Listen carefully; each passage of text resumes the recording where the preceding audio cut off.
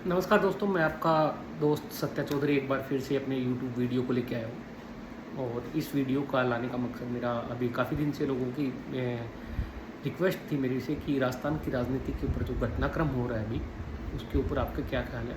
इसके कारण क्या है कि कुछ मेरे ट्वीट्स हैं पुराने और जो इस घटनाक्रम के साथ साथ चल रहे थे, 1 या 2 दिन पहले चल रहे थे, और घटनाक्रम लगभग वैसे ही चल रहा था। तो लोगों की उत्सुकता भी है और काफ़ी सवाल मेरे DM में भी आ रहे कि राजस्थान की राजनीति में क्या हुआ और आगे होने वाला क्या है और ऐसा क्या हुआ कि इतना घटनाक्रम एकदम से बदला।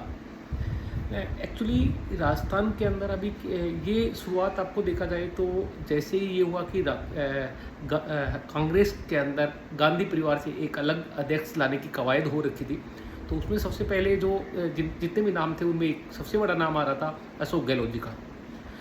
अशोक गहलोत का नाम आते ही तो सबसे बड़ा ये सवाल ये था कि अशोक गहलोत यदि कांग्रेस के प्रेसिडेंट बनते हैं या नहीं बनते हैं तो CM की पोस्ट का क्या हुआ। जैसे ही अशोक गहलोत का नाम उछला, अशोक गहलोत जी ने 20 सितंबर को एक बैठक बुलाई अपने विधायकों की। सभी विधायक उसमें लगभग उनके खेमे के और जितने भी कांग्रेस के विधायक थे वो शामिल हुए, और जो उनको निर्दलीय जो उनको समर्थन दे रहे हैं बहुजन समाज पार्टी से आए हुए 6 विधायक और कुछ उसके सहयोगी दलों या उनसे जो उनके गहलोत जी के साथ में है, जो कांग्रेस के साथ में ना कह के गहलोत जी के साथ में वो विधायक भी उस बैठक में शामिल हुए थे। उन विधायकों से सलाह मशुरा करने के बाद में गहलोत ने 21 तारीख को बोला कि ठीक है, मैं अध्यक्ष पद के ऊपर देखा जाएगा, लेकिन मैं राजस्थान का CM हूँ और CM रहूँगा। ये बात उन्होंने बहुत जोर तरीके से कही थी। तो इसने उन्होंने अपना इरादा दिखा दिया था कि मैं राजस्थान का राजस्थान का CM भी रहूँगा, और यदि मुझे कांग्रेस अध्यक्ष पद की पेशकश भी की जाएगी तो मैं दोनों जिम्मेदारियां अच्छे तरीके से निभाऊंगा। उसके बाद में उन्होंने 23 तारीख को उनकी एक मुलाकात होती है, जो राहुल गांधी भारत जोड़ो यात्रा अब के ऊपर घूम रहे हैं, वहाँ पे जाके वो राहुल गांधी से मिलते हैं। और कहने में ये आया था कि वो उन्होंने बोला था कि मैं राहुल गांधी जी को ये कहूँगा कि वो राष्ट्रीय अध्यक्ष का पद संभालें और मैं मेरा मुख्यमंत्री का पद संभालूँ। लेकिन राहुल गांधी उनसे साफ मना कर देते हैं। और साथ में वहाँ से एक चीज़ें निकल के आती है कि राहुल गांधी साफ कर देते हैं कि एक पद और एक व्यक्ति एक पद का सिद्धांत ही लागू होगा। जो कांग्रेस का अध्यक्ष बनेगा वो दूसरे पद पे नहीं रहेगा। और उसके तुरंत बाद अशोक गहलोत दबे मन से भी कह देते हैं, क्योंकि राहुल गांधी ने वो बयान जारी कर दिया था कि हाँ ठीक है, मैं कांग्रेस के अध्यक्ष पद का चुनाव लड़ने के लिए सहमत हूँ और मैं मुख्यमंत्री का पद भी छोड़ दूंगा। लेकिन अब यहाँ तक तो सब कुछ सही था कि ठीक है, कांग्रेस का अध्यक्ष पद मिल रहा था अशोक जी को। और उसके बाद में वो 24 तारीख को जयपुर आते हैं। जयपुर से सीधा कोई बिना किसी पूर्व कार्यक्रम के हिसाब से उनका 24 तारीख को जैसलमेर जाने का कार्यक्रम बनता है। और जैसलमेर में 25 तारीख को उनके साथ में प्रताप सिंह खचरियावास, जो अभी काफ़ी मीडिया में छाए हुए हैं, और कांग्रेस प्रदेशाध्यक्ष डोटासरा जी भी उनके साथ में होते हैं। जैसलमेर में तनोट माता जी का दर्शन करते हैं। वहाँ से जो कहानियाँ कहाँ बदली, असल में हुआ क्या कि उधर से सचिन पायलट जो अपनी कांग्रेस के अंदर राहुल गहलोत खेमे के खिलाफ एक बार पहले भी आवाज़ उठा चुके हैं, वो दिल्ली से थे। वो दिल्ली से उनको हरी झंडी मिल गई थी कि अशोक गहलोत के बाद में उनको अगला राजस्थान का CM बनाया जाएगा। और वहाँ से जो बन के आया था वो ये आया था कि गहलोत खेमे के 2 बंदों को डिप्टी CM बनाया जाएगा, और साथ में जो PCC अध्यक्ष हैं उनको भी एक मंत्रिमंडल में कैबिनेट का मंत्री का दर्जा वापस दिया जाएगा। और उसकी जगह एक हरीश चौधरी या प्रताप सिंह खतरियावास में से एक को राजस्थान प्रदेश कांग्रेस का अध्यक्ष बनाया जाएगा। सब कुछ सही चल रहा था, सब था, लेकिन एकदम मतलब ये चीज़ें हो गई थी कि सचिन पायलट CM बनने कन्फर्म हो गए थे। उसके बाद में सब कुछ सही था, लेकिन एकदम से 25 तारीख को जो 24 तारीख की शाम को घटनाक्रम चेंज शुरू हुआ था, वो 25 तारीख को काफ़ी ज़्यादा बढ़ गया। उसमें हुआ क्या कि शांति धारीवाल, जो उनका आज के दिन देखा जाए तो कांग्रेस के अंदर राजस्थान के अंदर गहलोत के बाद में नंबर 2 माने जा रहे हैं। गहलोत कैबिनेट के अंदर UDH मंत्रालय संभालते हैं, काफ़ी भारी भरकम मंत्रालय है, वयोवृद्ध नेता है। शायद वो अपनी राजनीति की आखिरी पारी खेल रहे हैं। कोटा से विधायक हैं, और वो उनका काफ़ी ज़्यादा फाइनेंस मैनेजमेंट का भी उनका कहा जा रहा है कि वो कांग्रेस के लिए फाइनेंस मैनेजमेंट भी करते हैं। UDH मंत्रालय काफ़ी भारी भरकम मंत्रालय उनके साथ में। उनके उनके यहाँ से कॉल जाने शुरू होते हैं कि जो सीएलपी की बैठक जब खड़गे और माकन साहब, जो अजय माकन जी जयपुर में आए थे, उन्होंने बोल दिया था कि सीएमआर में जो चीफ मिनिस्टर रेजिडेंस है वहाँ पे एक बैठक होगी। उस बैठक से पहले वहाँ पे सबको आने के लिए बोल दिया गया था और सब तैयारियाँ भी वहाँ पे पूरी हो गई थी। लेकिन एक घटनाक्रम ऐसा होता है कि कहीं न कहीं जो गहलोत खेमा है उसके अंदर एक दिमाग में ये आ गया कि हमें कहीं किनारे तो ना लगा दिया जाए, गहलोत से आगे दिल्ली में बैठ जाएंगे, हमारा कौन क्या होगा। तो वो कहीं अनसिक्योरिटी की भावना थी और माकन साहब ने भी की एक भूमिका भी काफ़ी संदिग्ध मानी गई, क्योंकि उन्होंने ये बोल दिया था कि आला कमान ने एक लाइन का, हम आला कमान के लिए एक प्रस्ताव पारित होगा जिसमें ये कहा जाएगा कि आगे का जो निर्णय है वो कांग्रेस आला कमान यानी सोनिया गांधी करेंगी। अब ये घटनाक्रम हो गया, इतना कुछ हुआ, इसके पीछे क्या हुआ? पीछे ये था कि अशोक गहलोत को ये लग रहा था पहले कि उनको सीएम पद का, जब तक उनको अध्यक्ष पद की 19 अक्टूबर तक उनको सीएम पद से हटाया नहीं जाएगा और एक बार वो अध्यक्ष बन जाते हैं उसके बाद में वो सीएम पद को भी अपने गुजरात चुनाव तक अपने जारी कर ले सकते हैं।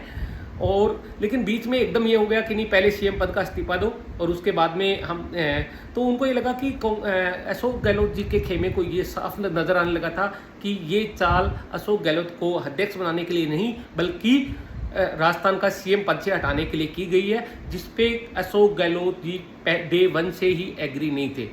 उसके पीछे उन्होंने उनके जो प्रताप सिंह खाचरियावास, धर्मेंद्र राठौड़, जो हालांकि वो विधायक नहीं है लेकिन काफ़ी इन्फ्लुएंसर माना जाता है, जिनको गहलोत सरकार के साथ में जो लोग हैं उनको पता है इनकी सरकार में, वहाँ पे मीटिंग बुलाई गई और एक साफ ये बोल दिया गया कि आपको यदि सीएम बनाना है तो उन लोगों को सीएम बनाइए जो अशोक गहलोत के वफादार रहे हैं। कहने का कांग्रेस पार्टी के वफादार रहे हैं, इसका मतलब ये था कि जो कांग्रेस का अध्यक्ष जब बगावत हुई की थी सचिन पायलट ने, जो लोग सचिन पायलट के साथ में थे या सचिन पायलट के लोगों को सचिन पायलट खुद को सीएम ना बना के अशोक गहलोत के बाद में सबसे अच्छा ज़्यादा नंबर आने वाला था वो सीपी जोशी जो विधानसभा अध्यक्ष हैं। ये ट्वीट मैंने भी किया था कि अशोक गहलोत ने पूरी बैटिंग सीपी जोशी के लिए की थी।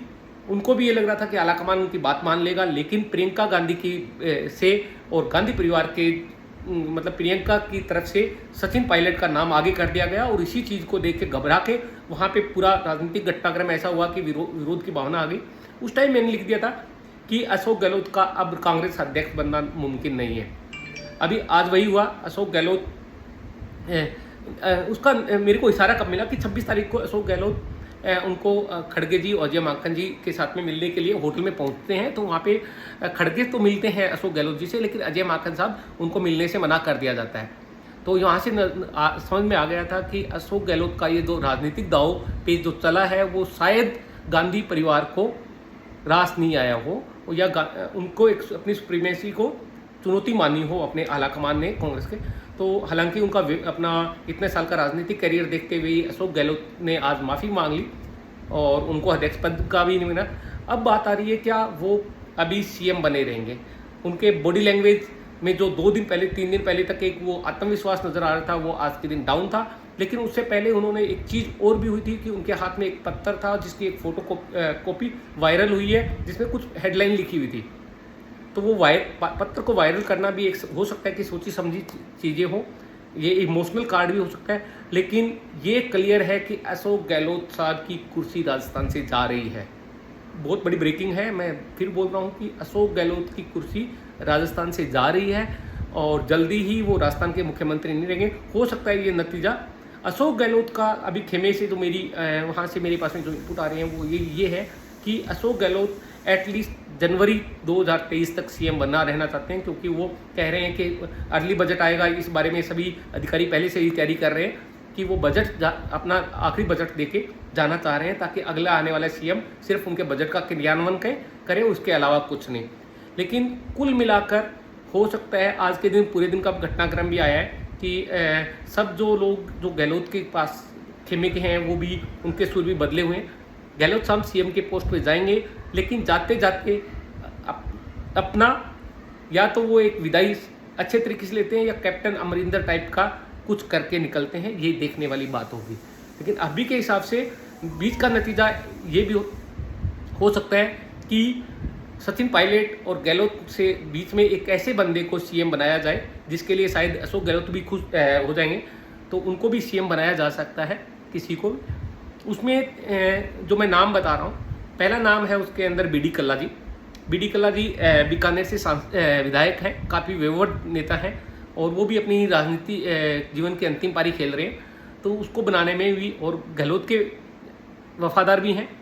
दूसरे हैं सीपी जोशी जी। सीपी जोशी को कभी गहलोत का एंटी माना जाता था, धुर विरोधी थे, लेकिन परिस्थितियां ऐसी हुई कि सीपी जोशी आज के दिन विधानसभा अध्यक्ष हैं और सीपी जोशी का नाम भी वहाँ पे अशोक गहलोत ने रखा था और मैंने भी ये लिखा था कि अध्यक्ष जी सीएम बन सकते हैं और उसके नाम पे शायद ही किसी को आपत्ति हो, शायद सचिन पायलट भी उनके नाम पे सहमत हो जाएं। रीज़न क्या है कि सीपी जोशी भी अपने ये लास्ट पारी ही खेल रहे हैं क्योंकि उम्र भी उनकी भी हो चुकी है और जिस तरीके से ये बगावत वाले दिन उनके घर पे खाने का पहले से ही बंदोबस्त था। जब विधायक शांति धारीवाल के घर से निकल के और उनके घर पे गए तो वहाँ पे खाने पीने का इंतजाम पहले से ही कर रखा था। इसका मतलब क्या है, कुछ विधायक उनके साथ में हो सकते हैं। अब आला कमान को ये देखना होगा कि वो उनका कितना विश्वास करके उनको सत्ता देते हैं। हालांकि सीपी जोशी पहले यूपीए सरकार के अंदर में मंत्री भी रह चुके हैं। रेल मंत्रालय जैसा भारी भरकम मंत्रालय भी उनके पास में रहा हुआ है, ग्रामीण विकास मंत्रालय भी उनके पास में रहा हुआ है वो। लेकिन उनके खिलाफ ये चीज़ आ रही है कि उनके पास में